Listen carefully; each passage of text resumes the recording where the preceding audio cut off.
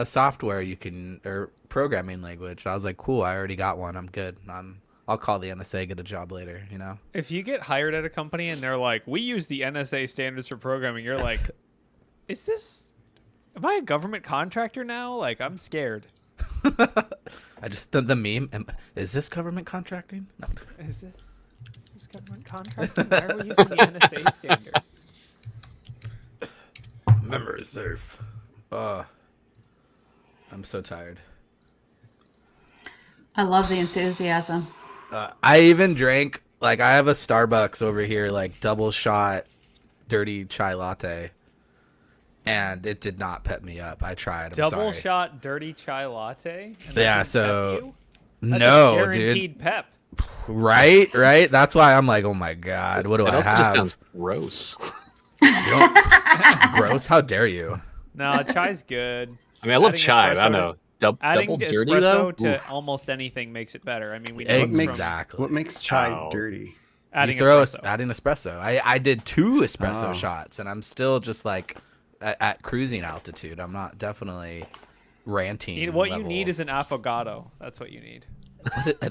What is that? Affogato is ice cream with espresso on it. What? Okay. Freaking amazing. Why haven't I had that? I go. If to- you aren't, Your upper and your if downer you all in aren't one just- place. If you aren't just taking a scoop of vanilla ice cream and shooting espresso onto it, you're doing life wrong.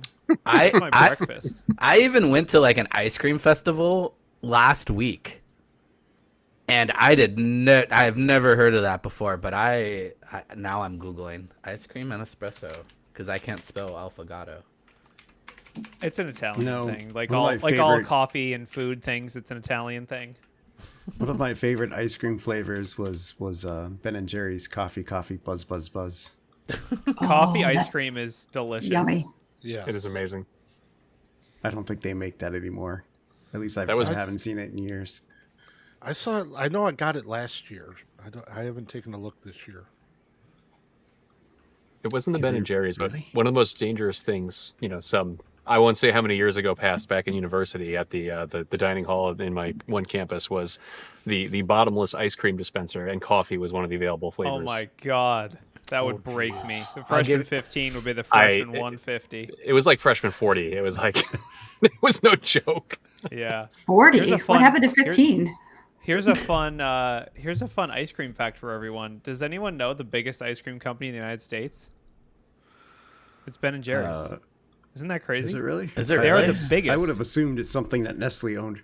Right? You think it's like, The thing is- they're just a small lot- brand. No, they are the biggest ice cream company in the U.S. A lot of Nestle ice cream doesn't classify as ice cream because it has to have a certain frozen butter fat dairy ratio. product? It's Yeah, frozen yeah. dairy product. Yeah. So I think That's how they get away with yeah, I forget the exact percentage. It's like it's either somewhere in the teens or like 20% of butter fat that needs to be in It's the a ice cream to shamefully qualify. low bar to pass, Yeah. and they somehow don't. Have you ever? There's like that video of people leaving a Nestle ice cream out in the sun and it doesn't melt. Like It's yeah, just like whipped because plastic. it's and then their argument is like, well, you don't want your ice cream to melt when you're eating it, and I'm like, well, then it's not ice cream. What? Like what is going on? I'm like, I guess that's a little bit of logic, but What Wait, happens tell us inside the of your body? sequence. What was the sequence of events that got you to going to an ice cream festival? Like, were you depressed? Was it a move? Was it a power move? Like, No, was no, it a no. good thing, or was it was like a good how- thing. Dude, Were you it- so sad that you had to go to an ice cream festival? It was also the hottest day of the year so far in San Diego, so it was like absolutely horrible because it was like, it was outside. It was like probably in the high 90s, which is hot for San Diego, right? And it was a birthday present, so my wife got us tickets see. to this ice cream festival. Smart. That's Brought smart. the baby, right? Went to tried the ice cream, and then here's the best part: there was acai bowls for free. Like this company was just giving them out, so I just literally like did my ice cream tour and just stood by the acai bowls and just ate like 4 of those because those are good and healthy. Oh yeah, they're expensive too, so that's a Yeah. good move. Yeah. This sounds like the kind of festival I would like to go to, honestly. So- Everybody's giving out free ice cream. San Diego has like these festivals every now and then that are total scams. Like you get there and they're like not ran well at all, and like you realize you just paid to get in. Now you have to pay for things while you're in and tacos and stuff like that. Yeah, yeah. So I was super skeptical when my wife said she got tickets to this, and then we went, and it was pretty good. There was of course like humongous lines for all the ice cream, but it was well worth it. I would recommend it again next year.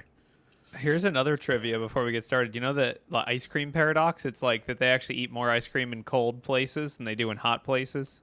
What? It's kind Really? of counterintuitive. Is that Like- real? Yeah, it's real. I think. I mean, I could be lying, but I'm pretty sure it's real. I'm pretty sure they eat more. Like, I don't know. They eat more. They eat more ice cream in colder climates. Like, if you look at it, but I don't know. Someone Sure, asked that's I a can source. perfect prove I can complement to believe that spicy because food.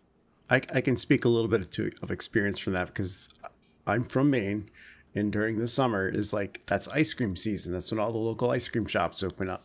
So when I first moved here to Florida, I was expecting to have ice cream shops everywhere because it's always summer. There's never It's not always summer, always and ice cream time. It's so disappointing. There was almost no ice cream shops around when I first. There's some now, but when I first moved back down here, it was crazy to me that there was no ice cream. But So it's like you gorge yourself on ice cream every summer when you're in Maine to like fatten up for the winter, and then you don't have ice cream at all. Is what you're saying? that's what I should do. I will tell you that like San Diego, I go to the ice cream shops like bi-weekly at least. I go to like not like Ben and Jerry's or like, but like those fancy hole in the wall ones that are like Yeah. there's one that makes a it's called strawberry oat crumble, but it's those the strawberry shortcake bars that the ice cream truck used to have. Like imagine that, but like on like the 10th level. Like they actually made it but correct. like good. Yeah. Yeah. But It's like bougie Pop Tarts. You go to some fancy bakery and they're like Pop Tarts, and you're like ooh, and then it's like really good like croissant or something. You're like whoa, Pop Tarts got to level up. I can't wait for that Toasted pastry. Seinfeld Pop Tarts movie. When? I think that's out now. Okay, All right, we is can it talk about the actually out? cybers. Yeah, there's a Pop Tarts movie on Unfrosted. Netflix. Unfrosted. I thought that was about cereal. It's about Pop Tarts. Yeah, it's No, about it's about Pop-Tarts. Pop Tarts. Yeah. I legit thought it was about Frosted Flakes versus Corn Flakes or That's something. what when I Jerry saw that. Seinfeld decided the world needed to hear. The Oh, Pop Tart creation movie. story. I thought we were gonna wait for John. He said 5 minutes. Like We're 10 waiting minutes for ago. John. We're stalling. I'm doing my best. I'm breaking out all the trivia. I'm breaking out all kinds of trivia. We could probably get started, Ryan. You don't have to wait for John. Okay. He can rant about C and memory safe programming when he gets here. He'll just arrive like a freight train. Hey kids, want to hear about memory safe programming? Like the Oh, Kool-Aid yeah. Man just Yeah. barges in. Oh yeah, the CISA. So good. All right, we're gonna roll it. Roll it.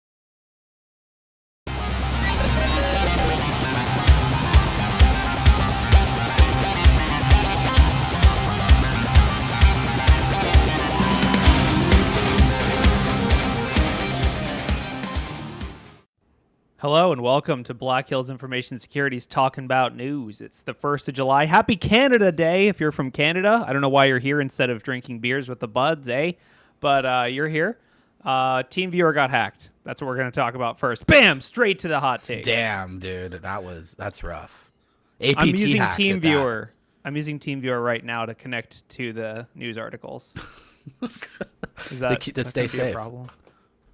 I didn't That read should any be of the fine. news, so you're gonna have to tell me what happened. I just know they said APT hacked them, and that stuff's okay. Yeah. Midnight APT Blizzard hacked are them. good What does that for even mean? I don't know anything. I don't know anymore. It's supposed to be. It's the same group that hacked Microsoft, and Microsoft's doing the IR on this one. Wait, really? Hold on. Okay, so Mike's Yeah. the one who actually knows things. Tell Yeah, us Midnight more Blizzard about were the it. guys who hit Microsoft in January, and then Microsoft also recently disclosed that the scope of that was a bit bigger than originally expected. So it's Exactly. Storm 0558 or whatever, or is it another? Yeah, Midnight Midnight Blizzard. Midnight Blizzard. Ooh, that sounds like a good flavor of ice cream. You beat me to it. That's what I was gonna say. What would it be? What would it be? Like coffee? No. what No, would it'd have to be like some berries, Fudge? like Berries Sounds like and fudge? chocolate. You got midnight Dark in there. It's got to be blue. dark. Like Yeah, chocolate dark. with Maybe berries, just maybe. chocolate fudge on fudge. Anyway, Dark let's talk chocolate about ice cream with TeamViewer. berries. Yeah. Sorry.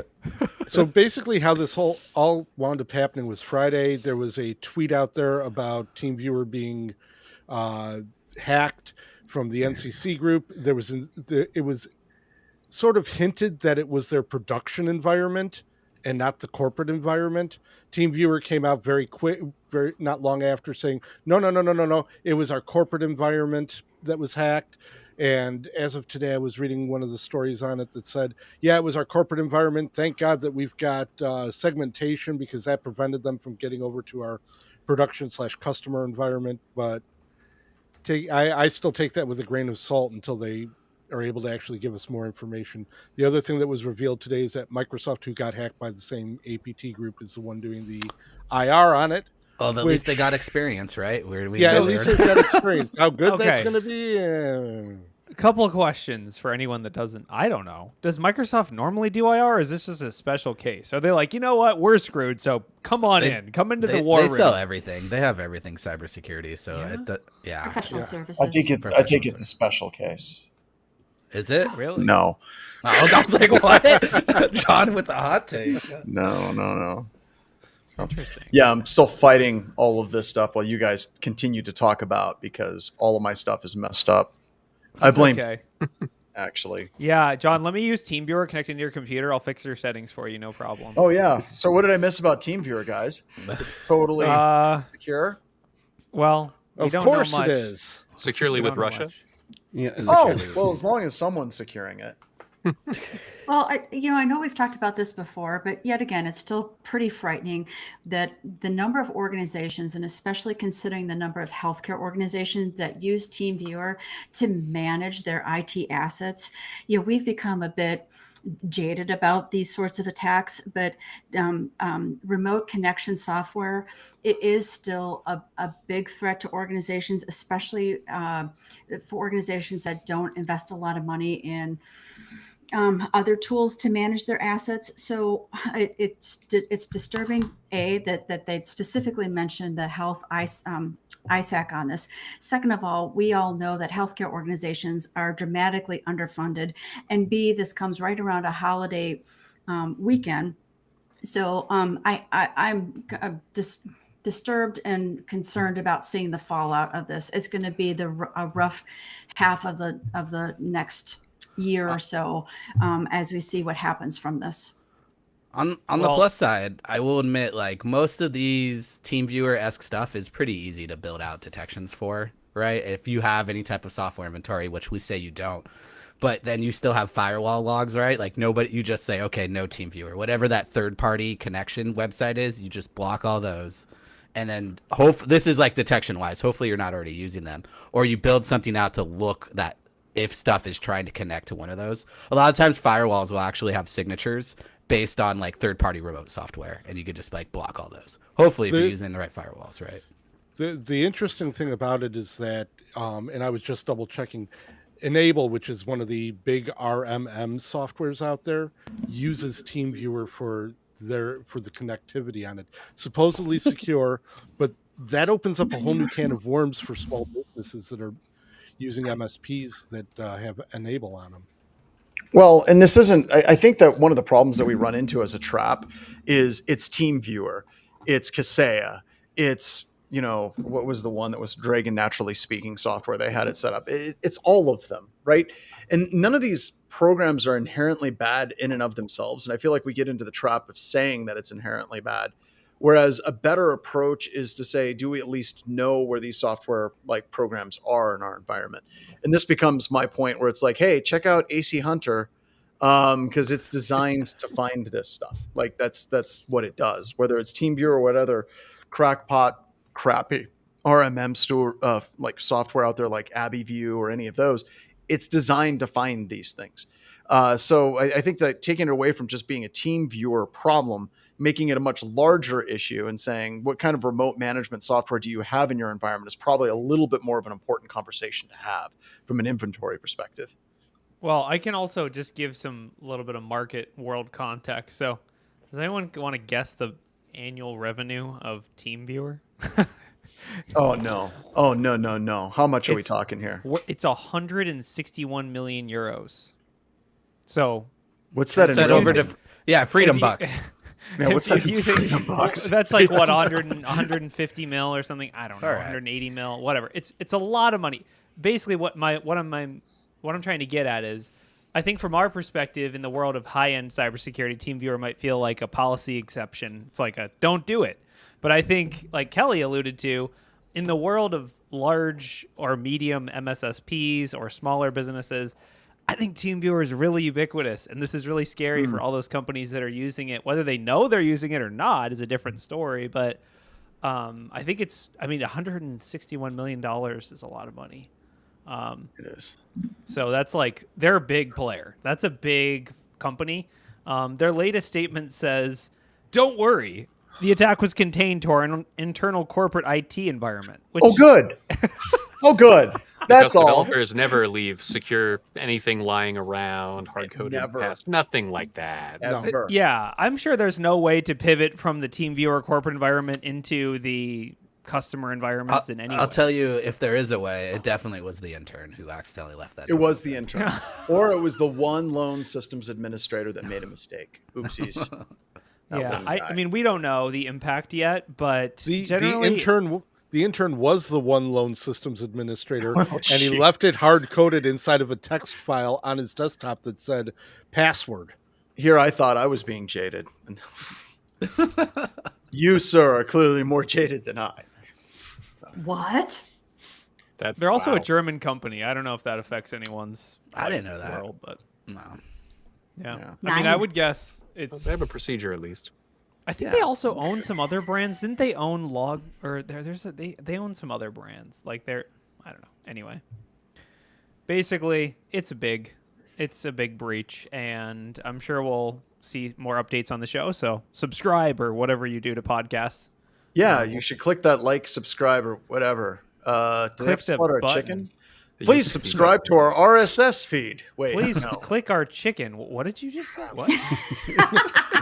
Whip that llama. No. Ah, damn it. John, you just got like vaporized off the news. All right. I know. My audio, I'm still here. My camera keeps coming. This is my life right now. Everything's just so messed up, but that's okay. Keep rolling. All right. Yeah, I mean, Kelly, you had a GRC government fun story about privacy laws, or I guess social media laws. What happened? Why am I allowed to use TikTok, or am I not allowed to use TikTok? I don't want to talk about TikTok, but I do want to talk about the Supreme Court. So today, there's kind of a big news story that the Supreme Court tossed out the state of Florida and the state of Texas social media laws.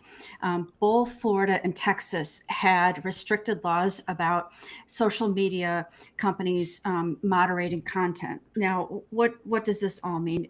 Basically, I'll summarize for you. Does the intersection of social media and free speech need a stoplight? Well, some people think it does. Basically, these states were saying that the platforms like Facebook needed to be treated like a business and should be restricted from removing posts. I'll give you an analogy. Do you remember newspapers? And you used to write a letter to the editor, and there used to be a guideline or a practice that said every letter that came into the editor needed to be printed. So states in Texas and in Florida were saying, hey, every post that goes up on Facebook or social media needs to be put up there. You can't restrict people's content. Basically, they're saying this is the commons, right? Because social media like Facebook and Twitter is the commons. If you're restricting access to the commons in any way, that is a restriction on free speech, correct? Exactly.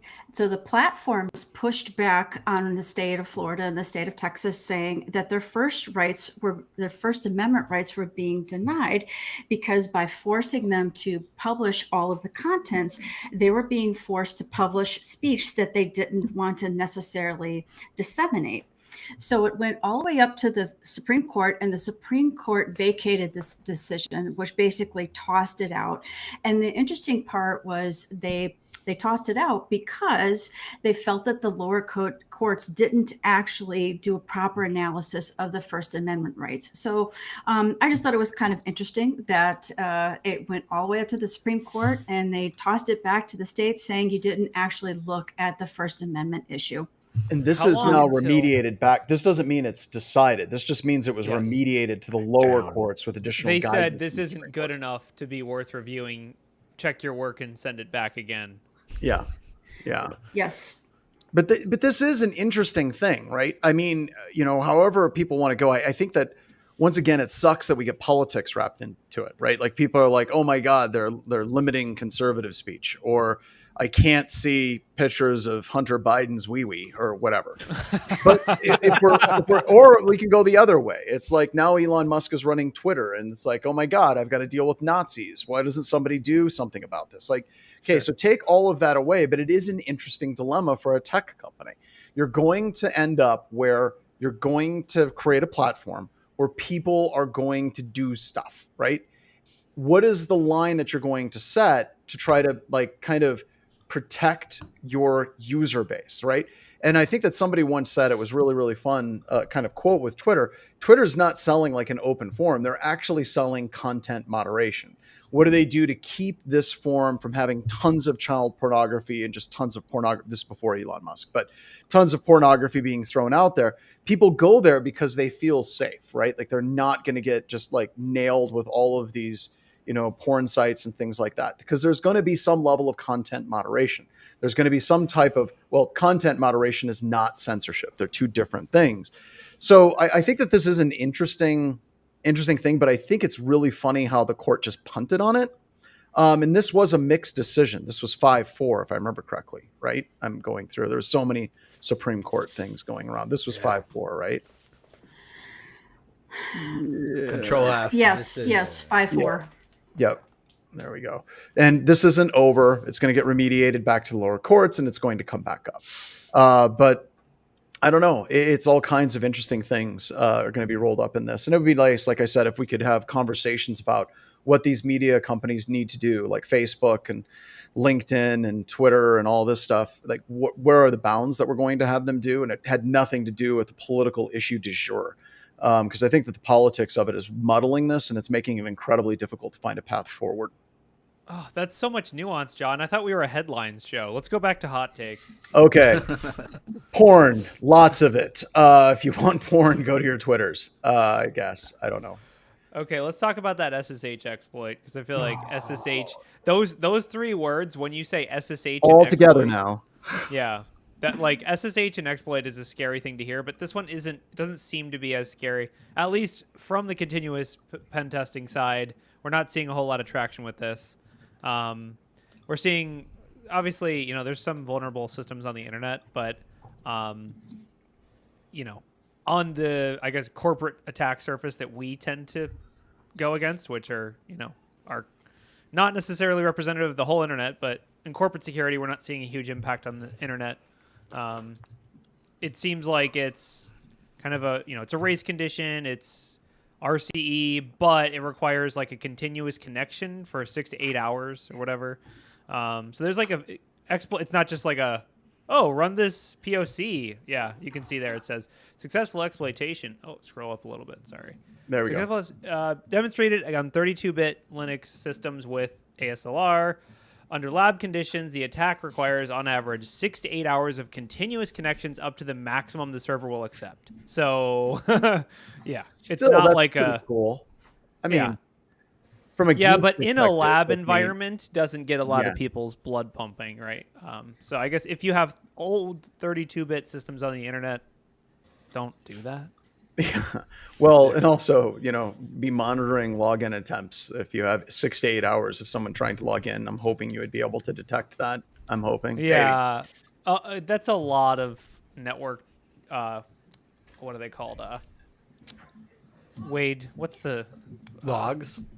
NetFlow? Noise? That's NetFlow what logs? I'm thinking. NetFlow would. Wade, what are you logging through? What are you logging for? NetFlow. What are you waiting for? Radis brought up fail to ban. Now, Yeah. with this particular, is this multiple login attempts or is this just like one very malformed login attempt? I think it's not login attempts. I think it's just connection attempts. Yeah. So I'm trying to think about how you would build the detection logic for one long network connection, right? And I will definitely tell you that's not like something that I have ever built, or I don't like think it's as a one default long connection, or is it just it's like not multiple? One long. It's many, many, many repeated over a long period of time. Even then, if it's hanging off the internet, right? Like most stuff hanging off the internet, I'm not gonna hopefully I'm not gonna really care as much if all these connections are coming in, because you're hoping like firewalls will block it. You're gonna expect it to be scanned by by the internet.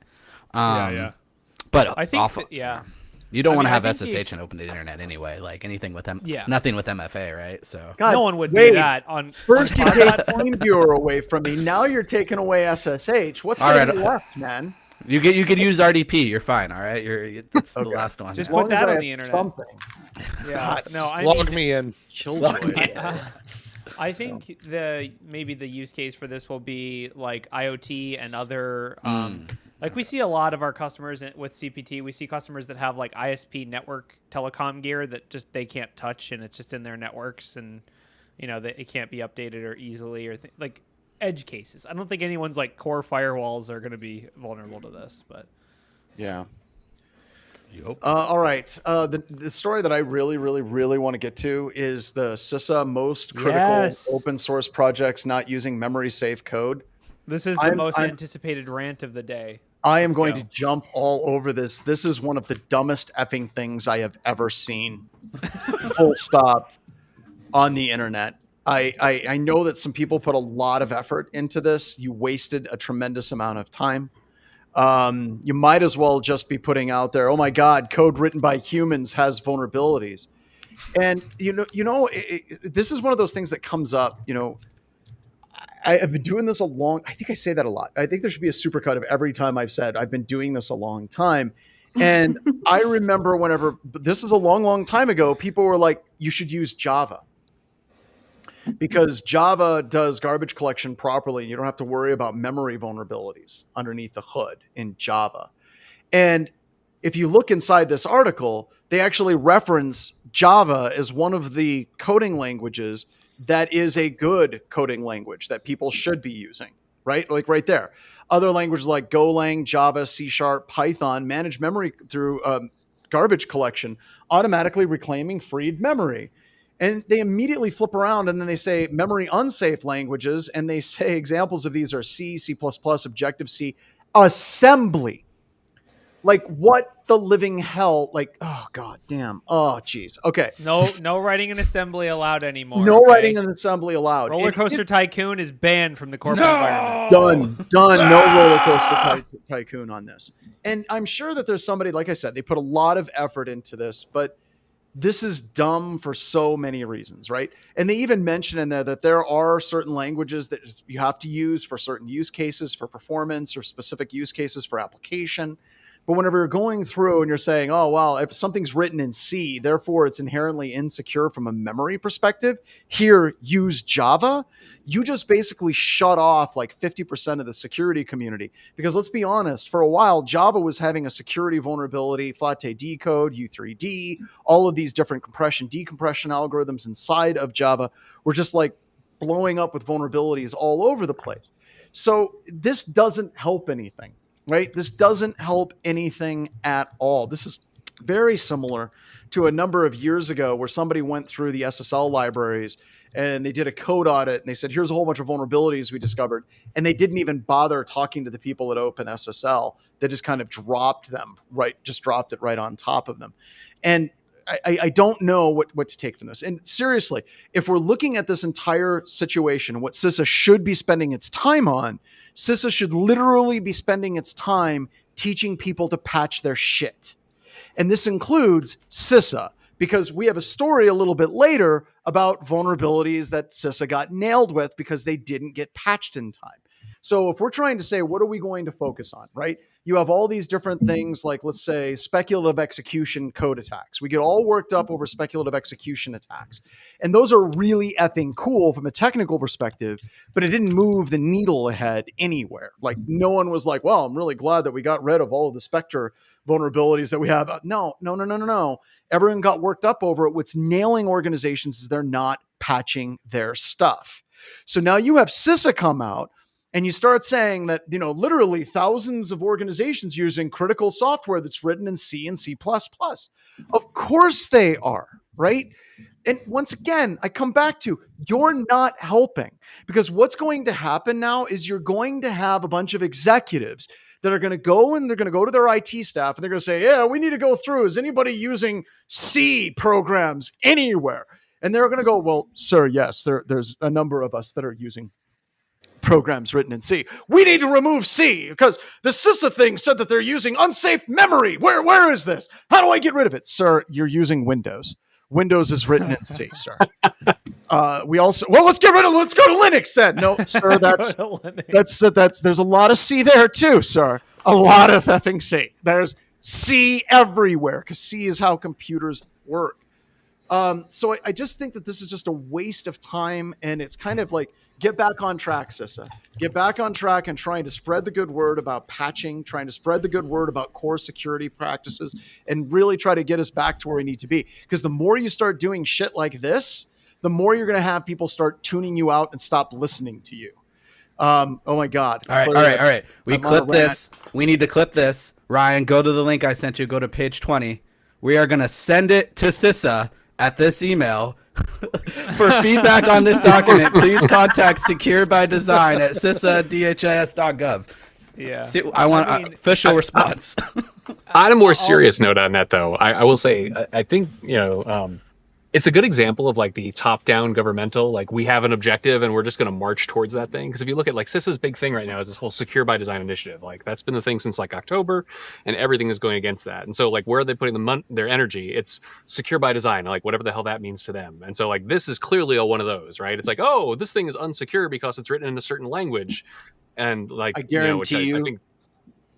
I guarantee you there's a bunch of PhDs behind this that have never absolutely. been on an enterprise environment ever in their lives, Yes. right? Yeah, it just reeks of theoryware. Yes. I think maybe they should be reminded that whatever they used to go ahead and write up this report was written in C.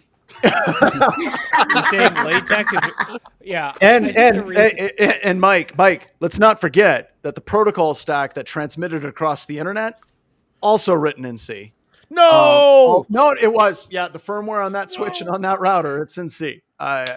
There's going to be C there, Shecky. Yeah, I mean, I think the reason John's so worked up about this, and any like security team member would be too, is because it buries the lead on real threats. Yes. I mean, Yes. There's no data that I could find easily that says this percentage of vulnerabilities is memory corruption, this percentage of big breaches was memory corruption related. But I did some kind of offhanded research when I did that End Day podcast, our webcast I did for Black Hills a couple months ago, and like, most big vulnerabilities we see are not memory corruption. Most big breaches are not the result of memory corruption, especially not if we look at like a year rolling window. Let's think about the last big breaches we've talked about, or even the ones we're talking about today. Social engineering, patch management, business logic flaws. It doesn't matter what language you write it in. If I can pick up the phone and reset the IT admin's help desk MFA tokens, I don't care what language I'm using to do that. It's going to work. This is what gets me. Like, our problem is we're so far behind. Like, let's get C out of our lives. We're so far away from getting to that. And, MFA, thank you. Good God, MFA. Can we actually get that at 110%? No, it says it doesn't care about that. It's not written in Rust. But it's not written in Rust. C is for computer. But when we're looking at this type of stuff, Nice, James. they really need to be doing more outreach. Like, how do you get to the people that don't even know what CISA stands for, that don't know what CISA is? How do we start reaching these people that aren't even securing their systems? Like, seriously, that's what their initiative should be doing out there. They should be going town to town, setting up big pizza gatherings, handing out beer, and just saying, hey, can we talk to you a little bit about our Lord and Savior, computer security, and really try to get the word out there as much as we can, rather than having people go through and say, you know what I found out? Things written in C can have memory vulnerabilities. It's like, yeah, thank you. Yeah, and I will say, like, to be clear, I don't think any of us are against Secure by Design. It's just, if you prioritize that, it's number 8 on your list of 10 things that security should care about, and prioritized by, like, real risk. Yeah, no, and 9 is sharks and 10 are clowns. That's how low it is on that list. It's just not that. it shouldn't be on people's radar. And I agree with John that like part of CISA's job is to cut through all the noise and give a little bit of signal on, hey, KEV, this is known exploited vulnerability. You should patch this now. Not just like, yeah. But I got a question. Is this what happens when they start getting budget? Like, and CISA has done some amazing things. Let's just kind of focus on that. CISA has done a lot of amazing things, but do they get budget? They're like, yeah, let's start throwing it at the, like, is this what happens when PhDs and bureaucrats start taking over the process? I think it's just a cool research project. I think it's cool. I think CISA just doesn't have a good way of everything they release feels like it's a, hey, CISO, go read this right now and respond and react. I think they need maybe an angle to publish research. And, like instead of it being an initiative, why can't it just be, hey, here's a research paper, kind of like how science works. And scientists who publish research papers aren't like, and by the way, go to your doctor right now and ask for CRISPR or whatever. Like, that's not a thing. They're just like, hey, we did the thing. We did an analysis. Here was the results. Do with it what you will. Instead of it being an initiative, hey, push this, do this. It's just like here's the research. Is there anybody else like really pouting secure by design though? Right? Like I've seen every vendor out there. Every vendor, but I've seen like CISA hitting on this so hard. Very, very hard. Like I don't see it as much anyway. Like I feel like it's a topic that's not as talked about. At least in my point of view, very much. So they're just trying to catch eyes with this. And they're like, you come in for the secure by design, but you stay for the MFA paper that we write later. Like, that's but my type of that doesn't seem very effective. That's backwards. Yeah. It's backwards, but the thing is, if you're pouting this type of stuff where you're trying to get the CISO to buy in at least to CISA a little bit, even though it is the wrong thing. I'm totally playing devil's advocate here. John's getting so triggered. That much is evident. Right? John is like, I look at it like, we got you hooked on fentanyl. Now have some broccoli. Hey, go redesign all your code. The tech debt bill is $100 billion. Good luck. But don't worry about patch management. Don't worry about MFA. All that stuff is low grade. What you need to do is write everything in Rust. Maybe this, to make the science analogy a little bit further, is this like the paper that says Pepsi cures cancer, sponsored by Pepsi or whatever? Like, is that what it is? Yes. Right. So, and look, if I'm sitting around at a conference, God help me, I'm out at night talking computer security at a conference anymore. I've done that. I've paid my epping dues. This is a great conversation between a bunch of security people to have about which coding language is the most secure. Actually, no, those languages suck. Avoid them. Don't ever get in them. Don't party with people that have those types of conversations because it doesn't matter. At the end of the day, the only thing that matters whenever you're looking at security with a coding language is who's writing that code. And, you can write secure Python. You can write secure C. You can write secure C++, Objective-C. You can write it in Rust. Yes, there are certain languages that give you better guardrails to protect yourselves. But whenever you're looking at IDEs today, and a lot of the compilers, whenever you're trying to use something like get-s or gets or string copy, SN string copy, all of these different things, a lot of the modern compilers will tell you flat out, as soon as you do something stupid, don't do that stupid thing. Like, you literally have to go out of your way to make these vulnerabilities in a lot of modern development environments. So yes, you absolutely have some coding languages that are better at handling it than others. But I go back to the Java thing. For years, everyone was saying things like, well, Java's secure. That was wrong. It's in the paper. In the paper, they say memory safe languages like Java. I mean, it's right there. I mean, I also think it's a kind of like, I think they could have done a little bit better if they had given, like, I do agree with the logic. Like, if you're writing something from scratch, if you are starting a new coding project today and you're doing it in C, I would be like, but why? Rust is in the Windows. Rust is in the Windows kernel. Rust is in the Linux kernel. Yep. There's like, if you're starting something from scratch, I do agree, but that wasn't the angle. The angle is here's a bunch of open source projects, and also let's talk about who does the work on open source projects. Not CISA. It's after hours developers that are busting their butts to do this stuff for like the common good. Like, they're not like, oh great, now I have to rewrite in Rust. Thank God. Yeah, like, I'm going to rewrite the TCP/IP protocol stack for BSD in Rust. Yeah. Which may have already been done. Those people at BSD are weird, but we love them. But Charles is also, about you know, to if enter you the wanted to chat. fix this, like, and I don't want to fix it. I don't want to say that because I hate that. I talk to people all the time. They're like, I've got a security solution that's going to solve all security problems through a mathematical formula. And my eyes glass over and I start remembering nursery rhymes from Sesame Street when I was 8. But whenever I'm looking at these things, really what I would recommend is we focus on the compilers. Where are the compilers for the code that people are using, the IDEs, and like really focusing on them having the warnings like, you know, hey, you're using this function in C, this is the right way to do it, because those are going to be the gateways to actually getting that compiled code down. I think it's much easier to do that than it is trying to say, well, we need to strip out all coding languages and start over.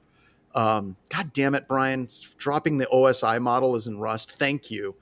But he's trying to trigger me, man. I'm already pissed about this. And I think the reason why I'm so mad about this is I've seen this before. Every time there's a new coding language, it comes up that everyone should use that coding language because it's inherently more secure and they're not going to have any security vulnerabilities. And we still have lots of exploits happening. We're missing the point. We're missing what the center mass is in information security. Yeah, it's. I mean, even in the code security space, it's oftentimes business logic flaws, authentication, improper authentication. Like, it's not always just memory corruption. Yes, memory corruption can lead to huge botnets and worms and stuff, but overall, like, it's, you know, we talk about layered defenses for a reason. Like, you should expect your code to be insecure and still operate, right? Like, yeah. Anyway. All right. So getting back to old things, there was another vulnerability, the Fortra FileCatalyst Workflow SQL injection flaw. And I think that this is another example of like a vulnerability category that just refuses to die. It's a vulnerability class. I was at a conference a couple of weeks ago and I was teaching some stuff and I brought up web application security testing and how to get started learning web application security assessments. And I was talking about, I think it was damn vulnerable Linux. And one of the students was like, yeah, well, I noticed that there's SQL injection in here. He was polite. He did it afterwards. And he said, SQL injection is solved, isn't it? And it's just like, God, no, it's not solved. These vulnerabilities still exist. They still exist in a major way. I actually think in all of our news stories, I think there's 2 SQL injection vulnerabilities in the news stories that exist. So yes, this is an example of how these types of vulnerabilities continue to persist. And this vulnerability is not an issue in C. This is a vulnerability in the way that the application was developed, and the way it's passing those variables that you get from the web server back to the backend database. There was a vulnerability in one of the where clauses where you could basically split off and start executing more code, standard SQL injection. So yeah, this is a FileCatalyst workflow vulnerable to SQL injection. Once again, what's old is new. What's new is old. We just keep repeating ourselves around and around and around again. So, but Tenable did sit on this one for quite a while. They did finally release their exploit, but I think it was well after FileCatalyst had the patch. Yeah, they did a nice little simultaneous patch, and you know they posted a bulletin, and Tenable released the exploit same day. So kind of a nice little coordination. Yeah, then that's the way it should be. That's the way we should work together. I'm hoping it went well. I don't know anybody at Tenable anymore, but I'm hoping it went well on their side. So those are my 2 stories that I was really wanted to talk about. I think as far as, and I've seen this from other people, I thought we had fixed this years ago. Right. None of it's actually been fixed. I mean, all you have to do is look at the OWASP top 10 and how infrequently it changes and how much of stuff from 10, 15 years ago are still sitting in that top 10. Mm-hmm. No, we never solved it. No, Mike, we have a WAF. Yeah, right. Oh, God. John, there was another article you wanted to talk about. Oh, yeah, this was South Korea. Korean. Yeah, this is pretty gnarly. Really this is an nasty. interesting one. This is really, really nasty. So there was some file sharing over BitTorrent, and it was using a tremendous amount of data that this ISP was very frustrated about. And it went up to the courts in South Korea, and they went back and forth. And finally, just basically the courts ruled that KT was right, that the company that was using this BitTorrent to do these file syncs and transfers shouldn't be doing it without getting payments back to KT. So KT had a number of options that they could choose, right? They could have, just simply started blocking BitTorrent. They could have been tried to block this specific type of BitTorrent. from the traffic that was being generated for it. They could have employed sharks. They could have gotten some clowns. They could have done a number of different things, but they skipped over all of those logical things and they went straight into infecting the users that were using this service with malware. And on some of the computer systems, they nuked those systems as well. So they basically, right here, it says it nuked grid service users with malware. Unfortunately, most of them were individuals, not business or corporations, and they had no idea what was going on. The move to send and install malware on hundreds of thousands of grid services users seems like a financial move, as it likely just wanted to stop them from continually using the, WebHard's BitTorrent file sharing service. But oh my God, they went straight to injecting malware. And this is once they again, wrote a patch, and then they were like, "You are being patched. Please do not resist." And they just deleted the problem. Like Resist. Oh my God. The malware. I mean, it is malware because it isn't authorized by the user to do what it does. So it's still technically malware. But all the malware does is just nuke the program that generates the traffic, right? So it's like kind of. I mean. It's weird. I think the weirdest part of this to me is that somehow the courts backed the company that like just was like, "Hey, user's computer, we can delete stuff. Too bad." And like somehow that's okay. Like that's seems. I mean, I don't know how would that go here. I don't think it would go the same way. Think about Sony. This is what Sony did, right? Pretty much, they wrote software onto the discs, and whenever you burned a copy, it would actually stop you from burning copies. Sony did that. Wind up all the way, went to the court, and Sony lost. Like you can't put software on a user's computer like that. I think another interesting one with this is YouTube and Google right now are trying to like block the ad blockers, right, and try to figure out a way.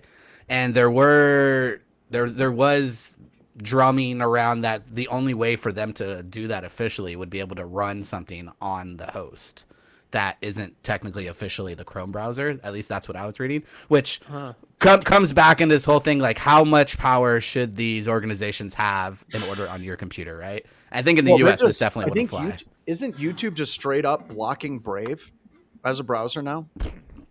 Are they? Who uses Brave here? Like I do on my phone. Brave. I can't, like a lot of YouTube videos when I'm on Brave, like they do not load.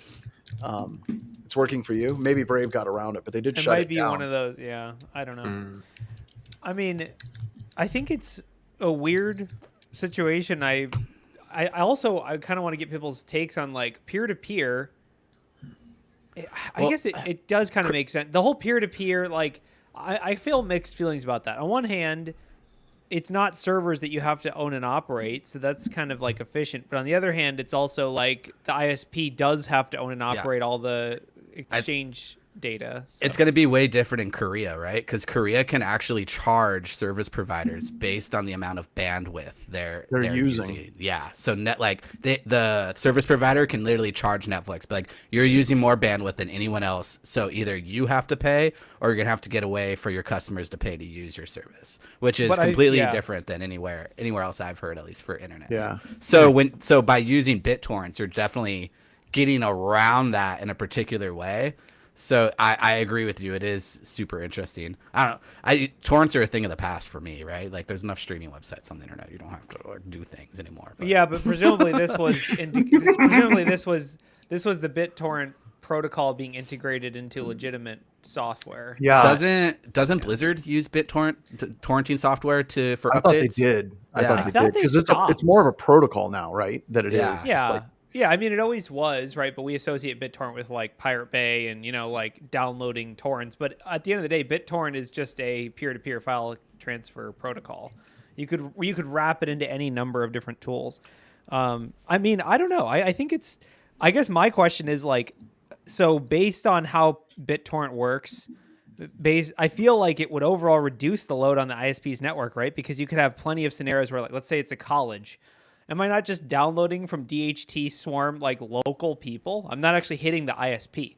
I feel like if it was centralized, but that's it'd not, be like 10x the data. If it is restricted to just local, that would be fine. But whenever you're looking at whenever you have torrents, it's not that. I mean, it's basically spread all over the place. Yeah.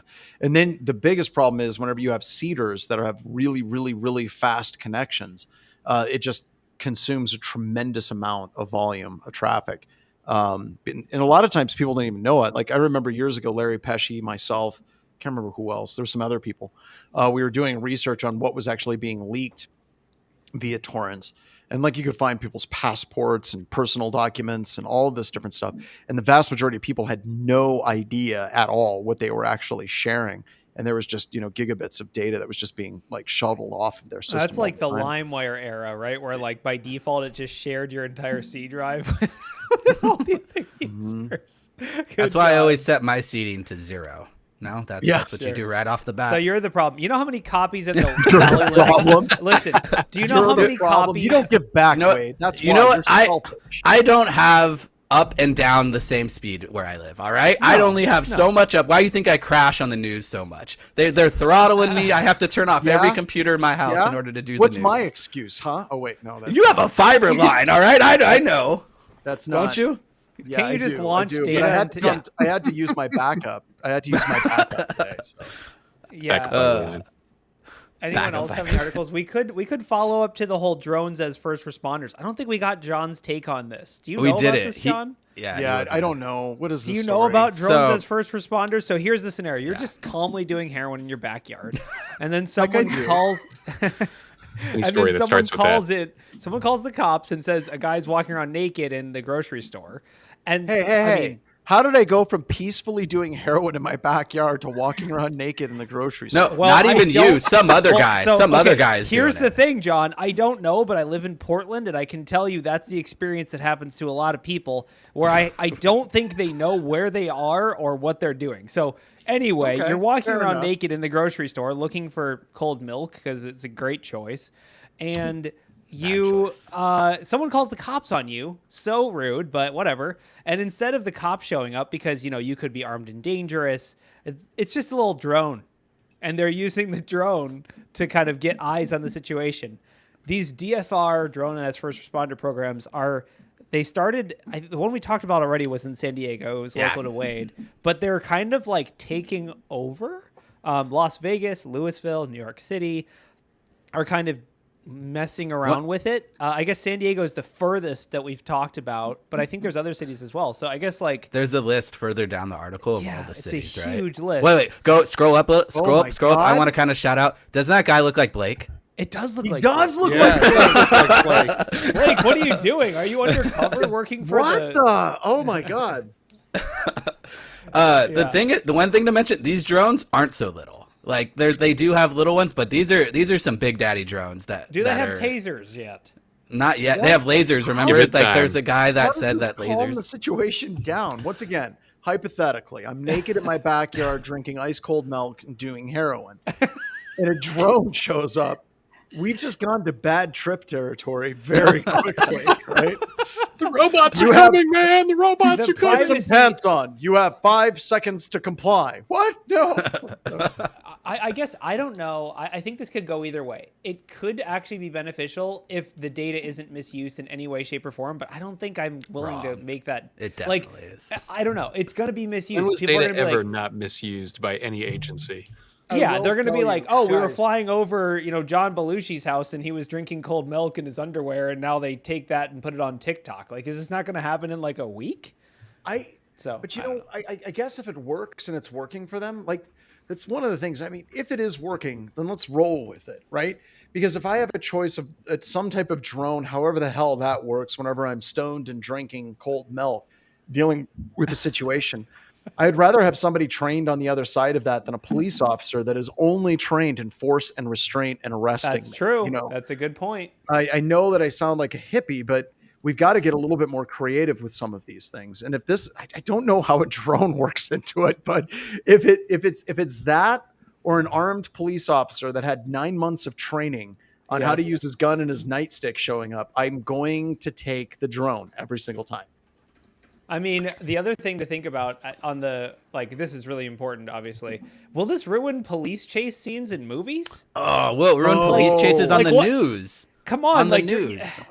How are you going to outrun the stupid drone? Or is it easier to outrun the drone than it is? It's drone swarms. Drone swarms. Quick, man. Drone swarms, not just a drone, swarm. Imagine well, if it's a swarm, that seems harder. But we make a drone for the police chase, then it has like an explosive charge at the top of it that then lands on the hood of your car and blows your engine. You're good. There we go. All police chases are done with drones. We're fine.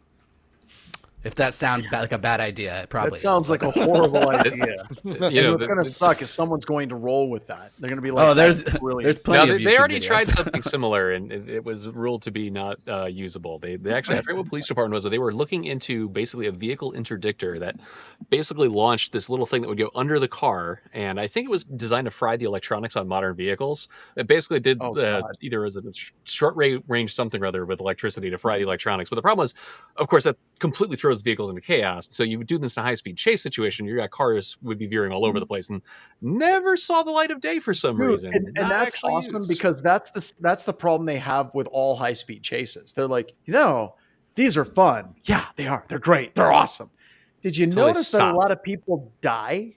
When we do this, let's not do the high speed Yeah. chase thing. Yeah, Yeah, I could see how you're drones then escalate that up. But Yeah, I don't know. I guess my like final take on this is it's happening. This is I mean, this is is being. yeah.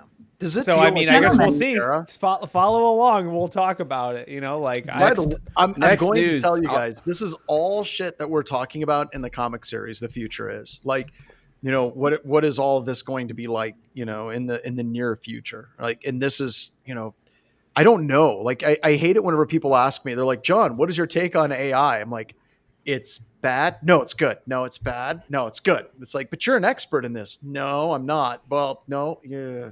Like all of this stuff is just weird and strange and it's getting weirder. Or is it just the factor of us getting old? I don't know. Yes. Both. yeah, I think it's all of the above. I also think Daniel Suarez, great book recommendation, Kill Decision. Absolutely fantastic. Freedom Trademark, Damon, Influx, great author. Daniel Suarez is We've top talked notch. about it on so many times. Yeah. It's one of my Gentlemen, favorites. I would like to take the last few minutes of our time together before the 4th of July to celebrate July 1st and give you an update on some of the new privacy laws that have gone into effect around the United States. There's This 3 of sounds them like I a want to mention fantastic today. idea, Sparkles. Go with it. And sorry to rain on the parade, but I wanted to leave with a little bit of helpful information in addition to the other helpful information we shared earlier today. Corey, you mentioned Portland, Oregon, and I never say it right because I used to live in Oregon, Wisconsin. So It's I not apologize Oregon. if I It's always Oregon. pronounce it wrong. Anyway, it's okay. Oregon That's- Trail. that state out there put into effect a new privacy law. And I actually want to draw attention to it because they actually did it right. They didn't write it for the lawyers. They wrote it for small businesses and consumers. And they actually came up with an acronym called LOCKED. L, a list of entities that has your personal information. O, teaches consumers how to opt out. C, you can get a copy of your personal and sensitive data. K, know what information a business has on you. E, edit any inaccuracies in your personal data. And D, delete information businesses have on you. So the Oregon, sorry, I never get it right, privacy law is actually really good, and they've got some great resources on there that came into effect today. Another one I want to mention is the Texas Data Privacy and Security Act. The interesting part of this one is small businesses are generally exempt. It also businesses have 45 days to respond to a consumer request. They're asking businesses to conduct business protection. They're asking businesses to conduct data protection assessments. Do you know where your data is? Is it encrypted? What kind of data is it? Is it sensitive? Is it PHI, PII, that sort of thing? One thing that they've done that's kind of interesting is they're giving businesses 30 days to make right if they find a violation. Not only is there this 30 days to cure or fix the violation, they've actually listed a monetary penalty of $7,500 for each violation. So Texas is putting some skin in the game when it comes to their Data Privacy and Security Act that went into effect today, July 1st. The last one I want to mention is Florida. Actually, the governor signed a digital bill of rights. This was Senate Bill 262. This one's interesting because we talked about this a little bit in a previous newscast, we were talking about biometric data, and I think Corey was asking, well, what is biometric data, or what, how are we talking about it or classifying it? Well, they actually did identify what is biometric data in this particular Bill of Rights: fingerprints, voice prints, retinas, irises, and then they left it a bit open-ended and called it unique bio patterns. And the other thing I want to point out with the Florida data privacy law is companies cannot sell sensitive data on children without receiving a prior consent from parents. And this is the first time a state has actually said you have to have prior consent before you sell sensitive data on children. So while we are talking about earlier stories of, kind of some doom and gloom, we're seeing more and more data privacy laws popping up in the states because there is no federal data privacy law, and there probably won't be for at least a few months till after the election. That's all I got. That is a great rundown. Thank you very much. All right, can we wrap this up? Because it is, in addition to it being the 1st of July, it is my anniversary. Oh, yeah. Congrats. Happy anniversary. Happy anniversary. 24 years. Pretty excited about that. You got advice. What's year 24? Awesome. Privacy laws? What do you get? Year 24 is the privacy law year. Yep. Nice. Yeah, we made it right past the restraining order year. It's great. Feeling real strong about all of this. But and then also everybody enjoy the 4th safely. And with that, Ryan, take us out.